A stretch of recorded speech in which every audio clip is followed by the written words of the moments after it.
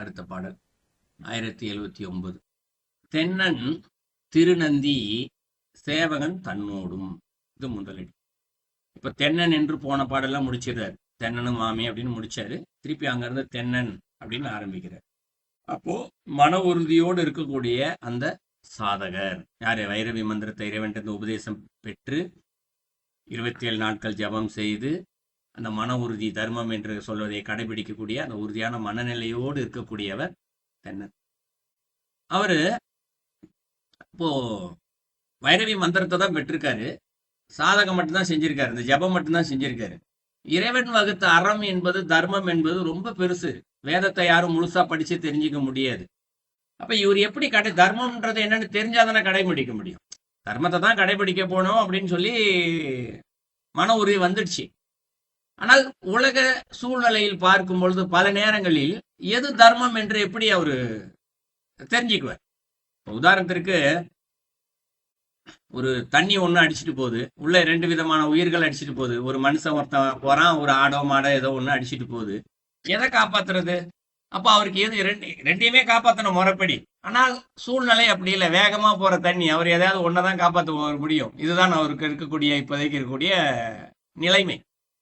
அப்ப இதுல எதை காப்பாற்றுவது என்று தர்மம் தான் இங்க சொல்லி கொடுக்கணும் இல்லையா? ஆனால் இவருக்கு தெரியல, எதெல்லாம் அவர் வேதத்தை மொத்தம் படிக்கல. ஆனால் அவருக்கு தெரிந்தது மன உறுதி, தர்மம் தான் இல்லைங்களா? அப்போ இறைவனே என்ன பண்றாரு அந்த இடத்துல? திருநந்தி அப்படின்னு சொல்றாரு. தென்னன் திருநந்தி அப்படின்னு சொல்ல இல்லையா? இறைவனே அந்த இடத்துல அவருக்குள்ள இருந்து இதுதான் தர்மம் என்று அவருக்கு சொல்லி கொடுக்கின்றார். நான் புரியறதுக்காக சொன்னேன், தண்ணியில 2 அடிச்சுட்டு போகுதுன்னு சொல்லிட்டு. ஏன்னா உலக ரீதியா நிறைய இருக்கு. ஒரு ஊர்ல போய் ஒரு ஞான நிலையில தானே இருக்காரு. ஊருக்குள்ள போறாரு, மக்கள் எல்லாம் மழை இல்லை, கொஞ்சம் தண்ணி வேணும் அப்படின்னு கேட்கறாங்க. அப்படின்னா ஜனங்க கஷ்டப்படுறாங்களே, உடனே தண்ணி கொடுக்கணும்னு இல்லை. தர்மப்படி அந்த ஊர்ல இருக்கிறவங்களுக்கு ஏன் மழை பெய்யல, தப்பு பண்றாங்களா, என்ன தப்பு பண்ணியிருக்காங்க, இதெல்லாம் தர்மப்படி தானே உலகமே இயங்கி கொண்டு இருக்கின்றது.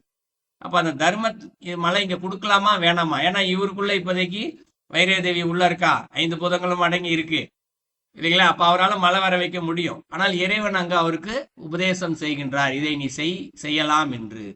திருஞான சம்பந்தர் அப்பெல்லாம் பல அதிசயங்களை செஞ்சுக்கிட்டே போனாங்க இல்லையா? எப்படி செஞ்சுக்கிட்டே போனாங்க? இறைவன் அவர்களுக்குள் இருந்து இதுதான் அறம், இதை செய்ய என்று அவர்களுக்குள் கட்டளையிட்டு கொண்டே இருந்திருப்பார். சோ அதான் சொல்றாரு தென்னன் திருநந்தி. அடுத்து என்ன சொல்றாரு? சேவகன் தன்னோடும் அப்படின்னு சொல்றாரு. சோ இவங்க இந்த அறத்தின்படி ஏதோ ஒரு நன்மை உலகத்துக்கு செஞ்சுக்கிட்டு இருக்காங்க இல்லையா? செய்யும் போது நான் தான் செஞ்சேன் அந்த எண்ணம் அவங்க கிட்ட இல்லையா? சேவகன் அப்படின்னு சொல்றாரு. சேவகன்னா ஊழியன் அப்படின்னு பொருள். இறைவன் சொல்றாரு நான் செய்யறேன், நான் வேற வேலைக்காரன்பா அப்படின்ற எண்ண நிலையோடு அவர்கள் இங்கு இருக்கின்றார்கள். சேவகன் தன்னோடு. சேவகன்ற நினைப்பு மட்டும்தான் அவர்களோடு இங்கு இருக்கின்றது. இது முதலடிக்கான பொருள். இதுல இன்னொரு பொருளும் இருக்கு இந்த இடத்துல. என்னன்னா, இப்ப ஒரு தென்னன் திருநந்தினா இப்ப இறைவன் உள்ள இருந்து சொல்லி கொடுத்துக்கிட்டே இருக்காரு இல்லையா? அப்ப இறைவன் உள்ளே குருவாக இருந்து சொல்லி கொடுக்குறாரு அப்படின்னா அந்த இறைவனுக்குள்ள யார் யாரெல்லாம் இருக்கா? திரிபுரை சக்தியும் உள்ளதா இருக்கா, வைரவி தேவியும் உள்ளதா இருக்கா. வைரவி மந்திரத்தை தான் ஜபிச்சுக்கிட்டு இருக்காரு. இறைவன் குருவா சொல்லி கொடுக்கிறாரு வைரவி மந்திரத்தை ஒரு ஜபம் செய்து கொண்டே இருப்பதனால். அப்ப இவர் ஊழியனா இருந்தாலும் இவருக்குள்ள யார் யாரெல்லாம் இருக்காங்க? வைரவி தேவி இருக்கா, திரிபுரை சக்தி இருக்கா, இறைவனே குருவா உள்ளே அமர்ந்திருக்கின்றார். அத்தனை தெய்வங்களும் உள்ளே இருக்கின்றார்கள். அதான் தன்னோடும் அப்படிங்கிறார். எல்லாமே அவங்க கூட இருக்காங்களாம் இந்த இடத்துல. இப்படிப்பட்ட நிலையில் இவர் சேவகனாக சாதாரணமா போயிட்டு இருக்காரு. ஆனா இவரை பொன்னம் கிரியுள் பூதளம் போற்றிடும் அப்படின்னு சொல்றாரு. பொன்னங்கிரியுள் அப்படிங்கிறாரு. பொன்னங்கிரி அப்படின்னா திருக்கைலாய மலைதான். திருக்கைலாய மலை தான் இந்த இடத்துல பொன்னங்கிரி. எப்படி அண்ணாமலை என்று சொன்னால் அது திருவண்ணாமலையை சொல்லப்படுதோ, ஏன்னா அது பொன் போல் ஒளி வீசி கொண்டே இருக்கின்றதா அந்த மலை. இந்த பொன் போல் ஒளி வீசுது அப்படின்னு சொல்றது கண்ணால பார்த்து ஒளி வீசுறது இல்லை. ஏன்னா இன்னைக்கும் நீங்க யூடியூப்ல சில வீடியோக்கள் அதெல்லாம் பார்த்தீங்கன்னா இந்த கைலாய மலையை பார்த்தோம்னா ஒரு மாதிரி சூரிய வெளிச்சத்துல அப்படியே டால் அடிக்கும், அப்படியே ஒரு லைட் வெளிச்சம் போட்ட மாதிரி இருக்கும். ரொம்ப அப்படி கவர்ச்சியா இருக்கும். அது மனசு ஈர்க்கும் அந்த வெளிச்சத்துக்கு மேல இருந்து பார்க்கும்போது. அது பொன் வீசக்கூடியது என்று பொருள் அல்ல. யாரெல்லாம் இறைவனை சரணடைந்து செல்கின்றார்களோ அவர்களுக்கு ஒரு ஒளியாக இருந்து வழிகாட்டி கொண்டிருக்கின்றது. ஏன்னா அவங்களாம் மாயையில இருட்டுக்குள்ள இருக்காங்க. அவங்களுக்கு என்ன செய்தா? அது வழிகாட்டுதான், எப்படியாவது இறைவனை சென்றடைறதுக்கு வழி. அதனாலதான் எல்லாருமே ஞானிகளும் முடியவர்களும் கைலாசத்தை நோக்கியே போறாங்க. ஆஹ் காரைக்கால் அம்மையார் போனாங்க, அப்பர் போனாரு, நிறைய பேர் போயிருப்பாங்க பார்த்துருப்போம். ஏன்னா அந்த மலை தான் என்ன செய்யுது, கைலாசத்துக்குள்ள இருக்க இறைவன்கிட்ட போறதுக்கு வழிகாட்டியாக நிற்கின்றது. அதனால்தான் அதற்கு பொன்னங்கிரி என்று பொருள். கிரி என்றால் மலை என்று பொருள். சோ பொன்னங்கிரியுள் பூதளம் போற்றிடும் அப்படிங்கிறாரு. பூதளம்னா இந்த உலகம் அப்படின்னு பொருள். பூ உலகம் சொல்லுவாங்க. பூ என்றாலே இந்த உலகம் என்றுதான் பொருள். இந்த உலகம் மட்டும் இல்லை, மொத்தம் 17-14 உலகம் இருக்கு. கீழே இருக்க உலகத்தை 7 உலகத்தை விட்டுருவோம். மேல இருக்க உலகம்லாம் என்ன செய்யுமா, அவர்களை போற்றிடும் அப்படின்னு சொல்றாரு. அப்ப இந்த அடி எப்படி புரிஞ்சுக்கலாம்னா, புராண கதைகள் பல பார்த்துருக்கலாம். இந்த முனிவர்கள் ஞானிகள்லாம் அவங்க ஒரு குடியில அமைச்சுக்கிட்டு காட்டுக்குள்ள போய் தியானமோ தபமோ தான் செஞ்சுக்கிட்டே இருப்பாங்க. ஆனா இந்திரனோ தேவர்களோ யாராவது வந்தா கூட என்ன பண்ணுவாங்க, அவரை போற்றி வணங்கி ஆசி வாங்கிட்டு தான் போவாங்க. அவர்கள் மேலான உலகத்தில் தான் இருக்கின்றார்கள். ஆனால் அவர்களும் வணங்கக்கூடிய அளவில் இவர்கள் உயர்ந்த நிலையில் அவர்கள் இருக்கிறார்கள். ஏன் அப்படின்னா, இவர்களுக்குள்ளே இறைவன் குருவா இருக்காரு, திரிபுரை சக்தி இருக்கா, வைரவி தேவி இருக்கா. ஸோ அதனால என்னன்னா எல்லாருமே அங்கு வணங்குகின்றார்கள். இது 2வது அடியில சொல்றாரு. 3வது அடியில பண்ணும் பரிபிடி அந்தம் பகவனோடு அப்படின்னு சொல்றாரு. பண்ணும் அப்படின்னாரு, பண்ணுதல் அப்படின்னாரு. பண்ணுதல்னா என்ன, 2-3 பொருள் இருக்கு. பண்ணுதல் அப்படின்னா ஆராய்ந்து செய்தல், புகழுதல், நெருங்குதல். இது எல்லாமே பண்ணுதல் அப்படின்றதுக்கான பொருள். இப்ப பண்ணும்னா இந்த இடத்துல நம்ம ஆராய்ந்து அப்படின்னு சொல்லிக்கலாம். இப்ப என்ன ஆராய்ந்துன்னா, இப்ப வைரவி மந்திரத்தை ஒரு ஜெபிச்சுக்கிட்டே இருக்கார் இல்லையா, அதை என்ன பண்றாரு, இந்த இடத்துல இவ்வளவு தூரம் நடக்குது, தர்மத்தின்படிதான் இந்த இடத்துல நடக்கணும் என்ற ஒரு கொள்கையோடு இந்த மந்திரத்தை ஜெபிச்சுக்கிட்டே இருக்காரு. இப்ப அதை என்ன செய்யறாரு, இன்னும் ஆயிரம் ஒரு எழுத்துலையும் என்னென்னலாம் இருக்கு, அந்த செயல் எப்படி நடக்குது. ஒரு மந்திரம் சொல்றோம்னு வச்சுக்குவோம் இல்லையா, ஒரு முனிவரோ யாரோ ஒருத்தர் வர்றாரு, ஒரு மந்திரத்தை சொல்லி இந்த இடத்துல இது நடக்கட்டும், மழை வரட்டும் அப்படின்னா உடனே மழை வந்துருது. அப்ப அந்த மந்திரம் தான் போய் மழை வர வைக்குது. அது என்ன செய்யுது, அந்த மந்திரம் எப்படி செய்யுது இல்லையா, மந்திரம் தான் போய் செய்யுது. மந்திரத்துல ஒரு 10 எழுத்து இருக்குன்னு வச்சுக்கோ, புரிஞ்சுக்கிறதுக்காக சொல்றேன். அந்த 10 எழுத்துக்களும் ஒரு எழுத்துக்களும் போய் ஏதோ ஒரு வேலையை செஞ்சுட்டு தானே வருது.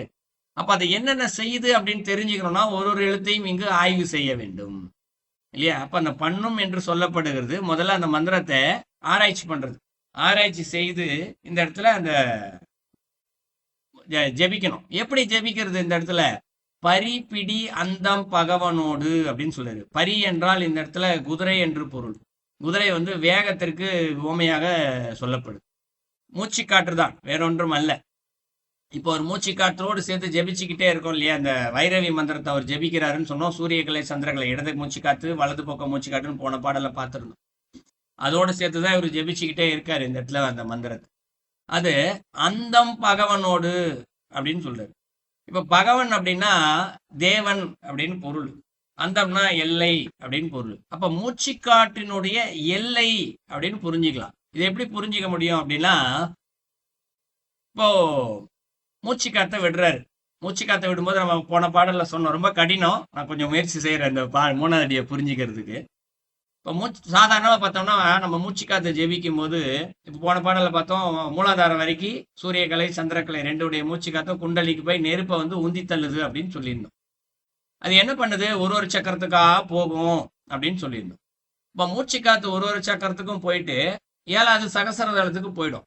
அதுக்கப்புறம் எங்க போகும் அப்படின்னா 7வது சக்கரத்தை தாண்டி துவாதசாந்த வெளிக்கு போகும்.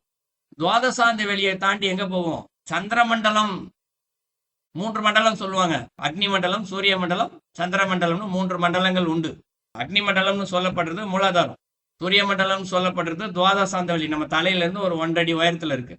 சந்திர மண்டலம் அப்படின்னு சொல்லப்படுறது நமக்கு இந்த காற்று இடம் இருக்கு இல்லையா, இந்த உலகத்துடைய எல்லை அப்படின்னு சொல்லலாம். காத்து எங்க வரைக்கும் இருக்கோ அது இடம். அதுக்கப்புறம் வெற்றி இடம் தான். அப்ப அது வரைக்கும் என்ன ஆயிடும், இந்த மூச்சு காத்த போயிட்டு சந்திரமண்டலம் வரைக்கும் போயிட்டு திருப்பி அந்த மூச்சு காத்த அப்படியே திருப்பி வரும், திருப்பி மூலாதாரத்துக்கே வரும். அது பெரிய யோக முறை. அங்கிருந்து போய் பறவையில் இருக்கக்கூடிய ஆற்றெல்லாம் கொண்டு வரக்கூடிய முறை. அப்போ பரிப்பிடி அப்படின்னா இவர் மூச்சு காத்தோட இப்பதான் ஜெபிக்க ஆரம்பிச்சிட்டு இருக்காரு. இது முதல்ல நெருப்பு வரைக்கும் தான் போச்சு, போன பாடல பார்த்தோம். இது என்ன செய்தான், கொஞ்சம் கொஞ்சமாக அந்த சந்திரமண்டலம் வரைக்கும் போகுதான் இந்த இடத்துல. அதான் அந்தம் அப்படிங்கிறார். அந்தம்னா என்ன? எல்லை, பரிப்பிடி. குதிரையுடைய வேகத்திற்கு அது என்ன செய்தான்? மெதுவா, குதிரை வேணா ரொம்ப வேகமா போகுது அப்படின்னு பொருள் அல்ல. குதிரை ஓடினாதான் வேகம். மெதுவா நடக்கும் போதும் குதிரை குதிரை தான் இல்லையா? இந்த மூச்சு காற்ற ரொம்ப மெதுவா என்ன பண்றாரா? சந்திரமண்டலம் வரைக்கும் கொண்டு போறாராம். ஏன்னா குதிரை தான் இருக்கிற விலங்கினங்களே ரொம்ப வேகமா எந்த இடத்துக்கு போய் சேரணுமோ அங்க போய் கரெக்டா சேரணும்னா குதிரை தான் வாகனமா பயன்படுது. வேற எந்த வா விலங்குகள்லயும் நம்ம வாகனத்துக்கு பயன்படுத்துறது கிடையாது. சின்ன சின்ன பயன்பாட்டுக்கு பயன்படுத்தினாலும் தூரமான பயணம், நெடும் பயணம்னு சொல்லுவோம். தூரமான பயணத்துக்கு குதிரையை தான் பயன்படுத்தும்.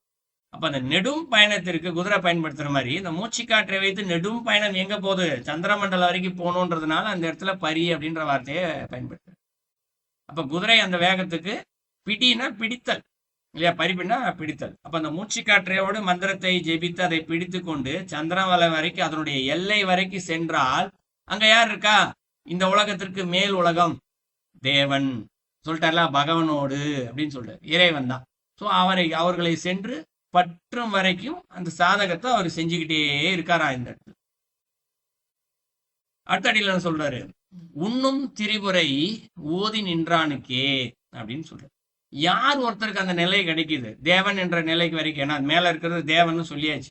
அந்த நிலைக்கு மேலே செல்லுகின்ற நிலை வரைக்கும் யாரு போறாங்களாம்? உண்ணும் திரிபுரை அப்படிங்கிறார். உண்ணுதல் அப்படின்னா சாப்பிட்றதுன்னு தான் நமக்கு நேரடியாக பொருள் வருது. ஆனால் அதற்கு பொருள் எழும்புதல் என்று ஒரு பொருள் இருக்கு. உண்ணுதல் என்றால் எழும்புதல். என்ன எழும்புது? உள்ளே இருந்து இப்ப எவ்வளவு பெரிய சாதகம் செய்யறாரு. அவருடைய மூலாதாரத்தை சகசிரத்தல வரைக்கும் கொண்டு போயிட்டு சந்திரமனவருக்கு போயிட்டு அதையும் தாண்டிய நிலையில் தேவலோகத்திற்கு வரைக்கும் அவரு போயிட்டு வரக்கூடிய அந்த மந்திரத்தை வைத்து காத்தை வைத்து கொண்டு அங்க வரைக்கும் அவர் போயிட்டு வர்றார். இப்படி போயிட்டு வர்றது யாருக்கு கிடைக்கும் அந்த நிலை அப்படின்னா, அந்த வைரவி மந்திரத்தை ஒரு எழுத்தையும் உணர்ந்து அந்த ஜெபிப்பாங்க அப்படின்னு சொன்னோம் இல்லைங்களா? அப்படி உணர்ந்து ஜெபிக்கும் போது 14 எழுத்து மந்திரம் இருக்கு. 14 எழுத்தை யார் ஒருத்தர் உணர்கின்றார்களோ அவர்களுக்கு அந்த திருமுறையை உணர முடியும். சோ திருமுறையை உணர்ந்து யார் ஓதி நின்றார்களோ அவர்களுக்குத்தான் அந்த நிலை கிடைக்கும். நின்று ஓதி நின்றானுக்கே அப்படின்னு சொல்லி முடிக்கிறார். யாரு 14 எழுத்தையும் முழுமையாக உணர்ந்து ஓதி நின்றார்களோ அவர்களுக்குத்தான் அந்த மேலுலகத்திற்கு செல்லக்கூடிய நிலையும் கிடைக்கும். இதான் இந்த 4வது அடிக்கு பொருள். ஸோ 4 அடிக்கும் சேர்த்து பொருள் பார்த்தான்றால், இறைவனே அறத்தின் வடிவாக குருவாக வந்து நின்று அவருக்கு என்னென்ன செய்ய வேண்டும் என்று சொல்லிக் கொடுத்து கொண்டே இருக்கின்றார். அவர் சொல்லிக் கொடுக்கும் பொழுதும் அவருடைய மனம் நான் செய்கின்றார் என்ற எண்ண நிலையில் இல்லாமல் தான் ஒரு சேவகன் என்ற நிலையிலேயே அவர் இந்த செயலை அவர் செய்து கொண்டே இருக்கின்றார். என்ன செயல் செய்யறாருங்க? ஒரு பக்கம் வைரவி மந்திரத்தை ஜெபிச்சுக்கிட்டே இருக்காரு. எப்படி ஜெபிக்கிறாரு? ஒரு எழுத்தையும் உணர்ந்து உணர்ந்து ஜெபிச்சுக்கிட்டே இருக்காரு. போன பாடல பார்த்தோம். இன்னொரு பக்கம் தர்மத்தின் வடிவா இந்த உலகத்துல நடந்துகிட்டே இருக்காரு. இதை செய்து கொண்டே இருக்கும் பொழுது கைலை மலை, அனைவருக்கும் வழிகாட்டக்கூடிய அந்த கைலை மலை இவருக்கே வழியை காட்டுகின்றது. ஸோ இவர் வழியை காட்டும் போது இந்த உலகமே அவரை போற்றி வணங்குகின்றது. ஏன்னா ஞான நிலைக்கு போயிட்டார். இப்ப திருஞான சம்பந்தர் அப்பதெல்லாம் வந்தாங்கன்னா எல்லாருமே அவரை வணங்கி நிக்கிறாங்க இல்லையா? அது போல எல்லாருமே அவரை வணங்கி நிற்கக்கூடிய அந்த நிலையும் அவருக்கு கிடைக்கும். அப்ப கூட அவருக்கு என்ன நிலை இருக்கும்?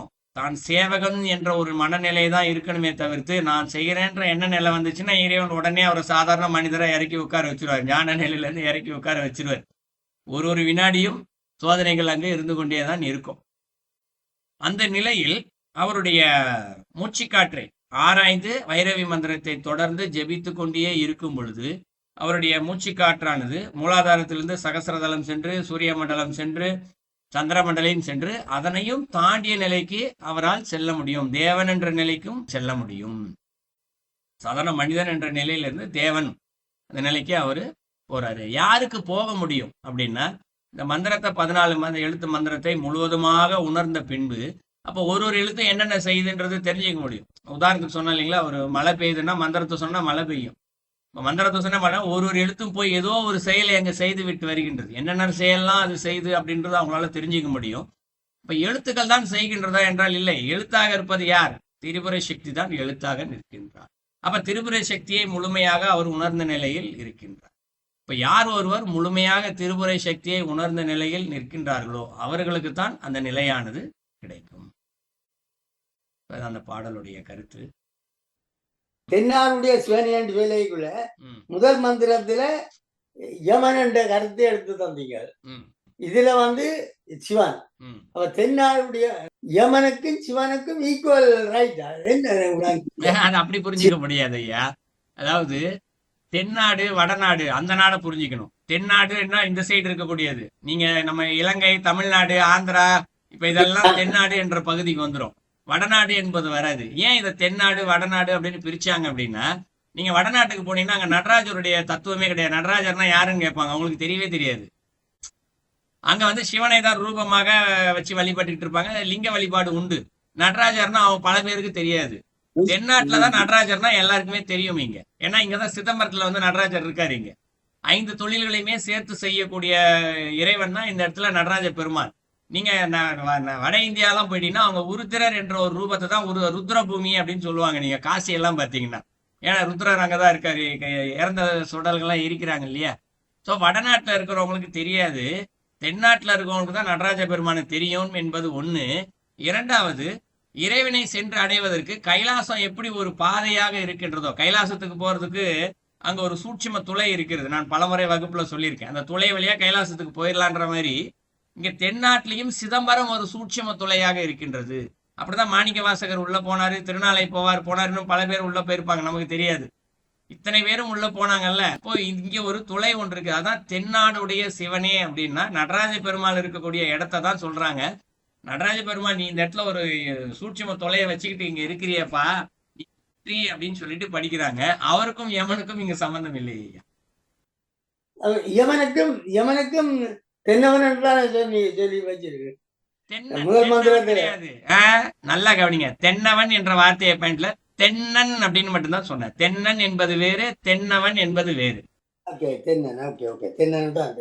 வார்த்தை ஒரு எழுத்து மாறினாலும் வேலை அர்த்தம் ஐயா. நன்றி நன்றி நன்றி நன்றி. நல்லது நல்லது. வணக்கம் சரவணன், பவானி கதைக்கிறேன். எனக்கு 2 கேள்விகள் உள்ளது. சொல்லுங்கம்மா. ஒன்று, சகசிரார தளத்தை தாண்டி துவாதசாங்கம், அதன் பின் சந்திர மண்டலம், அதன் பிறகே சூரிய மண்டலம், அப்புறம் சக்தி மண்டலம், சிவகாலம் என்று வரும் என்ற ஆர்டர் என்ற படிமுறை சரியாக இருக்கிறதா? ஏனென்றால் சிலர் துவாதசாங்கத்துக்கு அப்புறம் சூரிய மண்டலம் என்று சொன்னதை கேட்டிருக்கிறேன். ஆனால் துவாதசாந்தத்துக்கு அப்புறம் சந்திர மண்டலம், அதுக்கு பிறகுதான் சூரிய மண்டலம் என்பது தான் நான் இன்று வரை நம்பிக்கொண்டு வருகிறேன். நீங்கள் எதை சரியென்று, இந்த ஆர்டர் சரியென்று சொல்லுகிறீர்கள்? ஒன்று. மற்றது, கைலாச மலை அடிவாரத்துல இருக்கிறது இந்த யமத்வாரம் ஒன்றை கடந்து அதற்குள்ளால்தான் கைலாச மலைக்கு செல்லும் முன் அதுக்குள்ளாலே போய்த்தான் கைலாச மலைக்கு ஏறுவது வழக்கம், ஏறினார்கள். அப்போ அதுல என்னோடு கூட வந்தவர்கள் சுத்தி சுத்தி திரிபுர சுந்தரி என்று கைகளை தலைக்கு மேல் வைத்துக் கொண்டு சுழன்று சொல்லிக் கொண்டிருந்தார்கள். அப்பொழுது பராசக்தி, அப்பொழுது நான் சிவனுடைய துணைவியா இருப்பது பராசக்தி பரமேஸ்வரி என்று சொல்லும்போது திரிபுர சுந்தரி என்றது எனக்கு புரியவில்லை. அதுல அன்று வரைக்கும் எனக்கு அதுக்குள்ளே ஒரு கேள்வி இருந்து கொண்டுதான் இருக்கிற. திரிபுர சுந்தரி என்று இவர்கள் குறிப்பிடுவது யாரை என்று. அவர்கள் மாசரோவர்களையும் திரிபுர சுந்தரி என்று சுத்தி சொல்லிக் கொண்டிருந்தார்கள். இப்பொழுது அதைத்தான் நான் கேட்க, இது எனது 2வது கேள்வி. ஐயா, 2 கேள்வி கேட்டிருக்கீங்க இல்லையாமா? ஓகே. இப்போ நான் வந்து முதல் கேள்விக்கு பதில் சொல்றேன். நீங்க மண்டலம் என்பது ஒரு 4-5 மண்டலம் பேர் சொல்றீங்க. ஒன்று சூரிய மண்டலம், அக்னி மண்டலம், அக்னி மண்டலம், சூரிய மண்டலம், சந்திர மண்டலம். அதற்கடுத்து நீங்க வந்து சக்தி மண்டலம், அப்புறம் இன்னும் ஏதோ ஒரு மண்டலம், மொத்தம் ஒரு 5 பேர் சொன்னீங்க. 5 மண்டலங்கள் நீங்கள் பேர் சொன்னீங்க. அது எந்த இடத்துல நீங்க எடுத்து சொன்னீங்கன்னு தெரியல. பட் நம்முடைய திருமந்திரம் வந்து நேரடியாகவே இங்கே சொல்கிறது, தியானம்னு தலைப்பு இருக்கு 3வது தந்திரத்துல. சரிங்களா? அதுல வந்து சொல்றாரு, மண்டலம் மூன்றினும் ஒக்க வளர்ந்த பின். 3 மண்டலம் தான் இருக்குன்னு சொல்றாரு. அக்னி மண்டலம், சூரிய மண்டலம், சந்திர மண்டலம். 3 மண்டலங்கள் தான் இருக்கு அப்படின்னு அவரு தெளிவா மூன்றினும் ஒக்க வளர்த்த பின் அப்படிங்கிறார். யாரு? ஒரு பாடலே இருக்கு. கொண்ட விரதம் குறையாமல் தான் ஒன்றி தண்டுடன் ஓடி தலைப்பட்ட யோகிக்கு மண்டலம் மூன்றினும் ஒக்க வளர்ந்த பின் பிண்டமும் மூலி பிரியாது இருக்குமே அப்படின்னு சொல்றாரு. பாடலுடைய பொருள் என்னன்னா, யார் ஒருத்தர் தியானத்தை வந்து சிறிதும் குறையில்லாமல் செய்கின்றார்களோ அவரது சுழுமுனை நாடியில் குண்டலினி சக்தி ஓடுகின்றது. அது இந்த 3 மண்டலத்திலும் சரிசமமாக வளர்ந்த பின் இந்த உடம்பானது அழியாத நிலையில் எப்பொழுதுமே இருக்கும். இதான் அந்த பாடலுடைய கருத்து. திருமந்திரத்துல ரொம்ப தெளிவா சொல்லிட்டாரு. 3 மண்டலம் தான் இருக்கு அப்படின்னு சொல்லிட்டாரு திருமந்திரத்தில். அதனால நீங்க 5 மண்டலம் பேர் சொல்றீங்க, அது எங்க இருந்து கொண்டு வந்தீங்கன்னு எனக்கு தெரியல. வேற ஏதாவது நூல்கள குறிப்பு இருந்ததுன்னா சொல்லுங்க. வேற ஏதாவது விளக்கங்கள் சொல்லப்பட்டிருக்கலாம். அது என்னன்னு நான் பார்த்து உங்களுக்கு சொல்றேன். 1. 2வது, இந்த அக்னி மண்டலம், சூரிய மண்டலம், சந்திர மண்டலம் இதுவும் பாடலே சொல்லப்பட்டு, சந்திர மண்டலம் என்று ஒரு தலைப்பே இருக்கின்றது திருமந்திரத்துல. நீங்க சந்திர யோகம் 3வது தந்திரத்துல பார்த்தோம்னா சந்திர யோகம் என்று சொல்லிய ஒரு தலைப்பே இருக்கின்றது. ஸோ இந்த பாடல்கள்லாம் படிக்கும்போது 3வது தந்திரத்துல ரொம்ப தெளிவா சொல்லப்பட்டிருக்கு. அக்னி மண்டலம் தான் முதல்ல, சூரிய மண்டலம் தான் 2வது, 3வது தான் உங்களுக்கு சந்திர மண்டலம் என்று 3வது தந்திரத்துல ரொம்ப தெளிவா சொல்லப்பட்டிருக்கு. அதனுடைய விளக்கத்தை தான் இங்க கொடுத்துருந்தோம். ஸோ நீங்கள் சொன்ன விளக்கங்கள் வந்து எந்த புத்தகத்தில் இருக்குன்னு சொல்லி நான் பார்த்துட்டு வேணா சொல்றேன். வேற ஏதாவது விளக்கங்கள் கருத்துக்கள் இருக்கலாம், அந்த வார்த்தைகளை பயன்படுத்தி இருக்கலாம். சரிங்களா? அது 1. 2வது ஒரு கேள்வி கேட்டீங்க. திரிபுரை சக்தின்னு கைலாசத்துல எல்லாருமே சுத்தி சுத்தி வந்துகிட்டே இருந்தாங்க, அந்த பேருக்கு என்ன பொருள் அப்படின்னு சொல்லி கேட்டிருந்தீங்க. இதையும் திருமந்திரம் நூலே சொல்லுது. 2வது தந்திரம் நினைக்கிறேன். சர்வ சிருஷ்டி ஒண்ணு இருக்கு. சர்வ சிருஷ்டில ரொம்ப தெளிவா சொல்றாரு, இறைவன் அசையாசை. நான் பலமுறை சொல்லியிருக்கேன், நீங்க வகுப்புக்கு வரலான்னு நினைக்கிறேன். இந்த வகுப்புக்கு திரிபுர சக்தி என்றால் யார் என்று பலமுறை சொல்லியிருக்கேன். முதல்ல இறைவன் அசையா சக்தியா தான் இருக்கார். அதாவது இந்த பிரபஞ்சமே கிடையாது, இந்த வெற்றி 5 பூதங்கள் கிடையாது, இந்த வெற்றி இடங்கள் கூட கிடையாது, ஒண்ணுமே கிடையாது. சூன்யம்னு சொல்லுவோம். சூன்யமாகத்தான் இருக்கின்றது மொத்த அண்டாசாரம் எல்லாமே, ஒண்ணுமே கிடையாது. ஆனால் இங்கு இறைவன் என்று சொல்லக்கூடிய அசையா சக்திக்குள்ள இருந்து லேசான ஒரு அசைவு ஒண்ணு வந்துச்சான். ஏன் ஆசை என்று சொல்லக்கூடிய அந்த ஆசை வந்தோன்னா ஒரு அசைவு வந்துச்சான். அசைவு வந்தவொடனே தான் என்ன ஆயிடுச்சு, உங்களுக்கு உள்ள இருந்து சத்தம் ஒண்ணு வருது. ஒரு பொருள் அசைஞ்சதுன்னா சத்தம் வரும் இல்லைங்களா? டேபிள் ஒண்ணு இருக்கு, பிடிச்சி இழுக்கும் போது ஒரு சத்தம் ஒண்ணு வரும் இல்லைங்களா? அது போல இறைவனுக்குள்ள அசையா சக்தியாக இறைவன் அசையும் பொழுது அவருக்குள்ள இந்த ஒரு சத்தம் ஒண்ணு வந்துச்சான். இந்த சத்தங்கள் நம்ம இடி இடிக்கும் போது மின்னலும் வரும் பாருங்க இல்லைங்களா? இடி இடிக்கும் போது மின்னல் 2மே சேர்ந்து தான் வரும். அப்ப இந்த இடத்துல அந்த சத்தம் வரும்போது என்ன ஆகுதா, அந்த சத்தத்துல இருந்து வெளிச்சம் என்று ஒன்று வந்துச்சான். ஸோ ஒரு பக்கம் சத்தம், ஒரு பக்கம் வெளிச்சம். ஒரு ஸ்கேல் மாதிரி வச்சு புரிஞ்சுக்கோங்க. ஒரு ஸ்கேலோட ஒரு பக்கம் சத்தம் வருது, சத்தம் போய் எதிரொலிக்குது. ஒரு இடத்து மேல பட்டு சத்தத்தின் மீதே பட்டு எதிரொலிக்குது. ஏன்னா எதிரொலிக்கிறதுக்கு இடம் கிடையாது, ஏன்னா மொத்தமா சூன்யமா இருக்கு இல்லைங்களா? சத்தமே ஒரு சத்தத்தின் மீது இன்னொரு சத்தம் பட்டு அதுவே எதிரொலித்துக் கொள்கிறது. எதிரொலிக்கும் போது என்ன ஆகுது, ஒரு பொருள் இன்னொரு பொருள் உராசும் போது வெளிச்சம் வந்துருது. அப்ப சத்தம் ஒண்ணு வந்துருச்சு, சத்தத்துல இருந்து வெளிச்சம் வந்துருச்சு. இப்போ ஒரு ஸ்கேல்ல ஒரு பக்கம் சத்தம், ஒரு பக்கம் வெளிச்சம் தனித்தனியா வந்துடுச்சு. இந்த சத்தத்தை தான் முதல்ல, வெளிச்சத்தை தான் அசையும் சக்தி அப்படின்னு சொல்லுவாங்க. அசையா சக்தியா ஒண்ணு இருக்கு, புரிஞ்சுக்கிறதுக்காக சத்தம்னு சொல்லுவோம். அசையும் சக்தியாக அம்பாள் வந்துட்டா இந்த இடத்துல, அதான் வெளிச்சம்னு வந்துச்சு. நீங்க சொல்ற பராசக்தி கிடையாது, வெறும் சத்தம், இது வெளிச்சம், அவ்வளவுதான். விந்து நாதம்னு சொல்லுவார் திருமந்திரத்துல பல இடங்கள்ல. இது 2மே என்ன சேர்ந்துச்சான், ஒன்னா சேர்ந்துச்சான். எப்படி மேல போய் ஒன்னா சேர்ந்துச்சா? இப்போ ஒரு முக்கோணம் வந்துடுச்சிங்களா உங்களுக்கு, இடது பக்கம் சத்தம், வலது பக்கம் வெளிச்சம், 2 மேலாக சென்று சேர்ந்துச்சு, முக்கோணமா ஆயிடுச்சு. முக்கோணம் என்று சொல்லப்படுகின்ற அதுதான் திரிபுரை. திரி என்றால் 3 என்று பொருள் இல்லைங்களா? 3 புரையாக இருக்கக்கூடிய சக்தி, அதுதான் திரிபுரை சக்தி. அப்ப அங்க இருந்துதான் சர்வ சிருஷ்டி ஆரம்பிக்குது. இந்த திரிபுரை சக்தி தான் என்ன பண்றா, 5 தெய்வங்களை உருவாக்குகின்றாள். படைத்தல் தொழில், காத்தல் தொழில், அழித்தல் தொழில், அருளல் தொழில், மறைத்தல் தொழில் என்று 5 தொழில் தெய்வங்களை உருவாக்குறாங்க. மாயையை உருவாக்குகிறார்கள். அங்கிருந்துதான் 36 தத்துவங்கள் உருவாகிறது. இப்படியே படைப்புக்கான ஒவ்வொன்றாக இங்கு படைக்கப்பட்டு வருகின்றது. அப்ப எல்லாத்துக்கும் மேல யார் இருக்கா, அங்க திரிபுரை சக்தி தான் இருக்கா. ஆமா, நன்றி ஐயா.